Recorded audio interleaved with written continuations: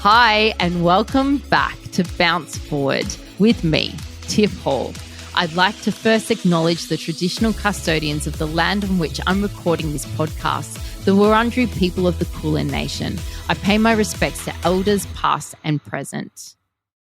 Kerry popped up with a fantastic question. Hi, Tiff. I'm just about to hit 30 and I'm wanting to look after myself a bit more. I'm already starting to see a personal trainer, but I was wondering what other specialists do you think might be good to have on my side to approach my health in a well-rounded way? Is there a perfect approach? What types of experts do you see and would you recommend? Great question, Kerry. And it's fantastic that you're seeing a personal trainer because a personal trainer would be at the top of my list. But having said that, seeing a lot of experts, it can get super expensive. And I like to keep it very, very simple. It can get out of control. And I have had times in my life where I've been a bit lost with my own plan and my own goals. And so I've gone to see every specialist there is, a naturopath, a dietitian, a physio, a sports physio, a sports psychologist. I've seen, acupuncturists. I was doing sound therapy. I was doing, Reiki and all of this stuff. And at the end of the day, spending a fortune, and it could have been a lot easier for me to just get clear with my own goals, have a clear plan and trust myself and do the 80% hard work myself, if that makes sense, and not expect to leave it up to specialists or experts to give me the motivation, give me the advice. I'm a big believer in doing 90% yourself. And then, they might bring 10% of expertise to a situation. But if you're looking after all of the basics, like your nutrition, your training, your sleep hygiene, and those things are really, really, really great, then you don't really need a whole big village of experts to tell you what to do. In my life, I have a women's health physio, which I think is fantastic, especially if you're in your 30s, you may be thinking about kids, you may have had kids, you're at that stage. And I've just finished having my children and I really needed that women's health physio for my pelvic floor health, for guidance around rebuilding my core after baby. And that's been fantastic. There has been times in my life where I've fallen off the wagon and gone to a dietitian for a check-in. And it's been a great reminder of like, oh yeah, of course, portion size and how to track your food if that's what your goal is, and making sure you're getting the right macros in at the right times. And especially being an athlete, a former athlete, and having a very physically demanding job, filming, heaps and heaps of fitness videos for a job. I like to check in with a dietitian every now and then to make sure I'm fueling my body and getting the right amount of fuel at the right times in order to get through the huge volumes of exercise that I do. So a check-in with a dietitian is really great every now and then. Personally, I also go and see a myotherapist for soft tissue work, which really aids in recovery, especially after big filming days. I really am a big believer of having the hands on you. I will spend my money on myotherapy and not get a facial and not get my nails done. Like, I don't care about that stuff, but I do care about like looking after my muscles, and just that deep tissue massage is just the best. And then in my arsenal, I also have a physio because I do have a history of injuries due to my job, looking after my ankles, looking after my wrists, looking after my knees. I tend to see a physio quite often, just maintenance, keeping on top of injuries and injury prevention. But for you, I would honestly say personal trainer is great because they can touch on the nutrition side of things. They can give you advice on your sleep and how your health journey, having a well-rounded health journey. The next level up from that, I think a women's health physio is a must. But then I think you've got to just keep it simple, Kerry. Like, it can get super expensive and out of control unless you have a specific injury or a specific concern. I have clients who are vegan and they struggle, or, with their nutrition, or, unless there's something specific where you need to go and seek out expert advice, I would keep it really, really simple with your PT, which is great, and your women's health physio.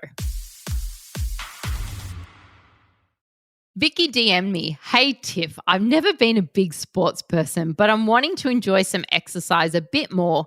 And I was wondering what you think might be a good type of sport to get into for beginners. One that's enjoyable, but also good for me."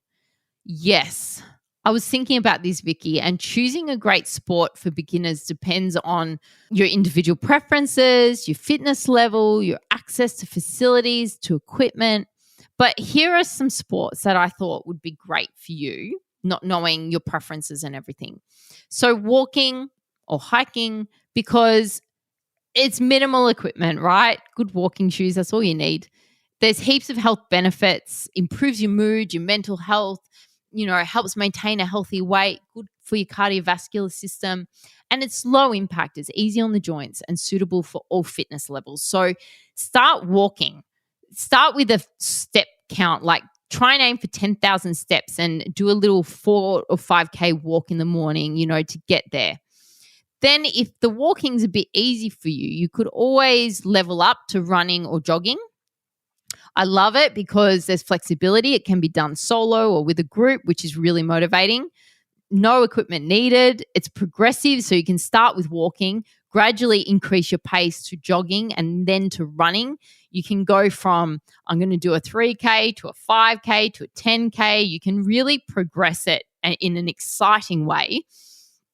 And it's great for everything. Weight loss, cardiovascular, muscle strengthening, everything. It's great.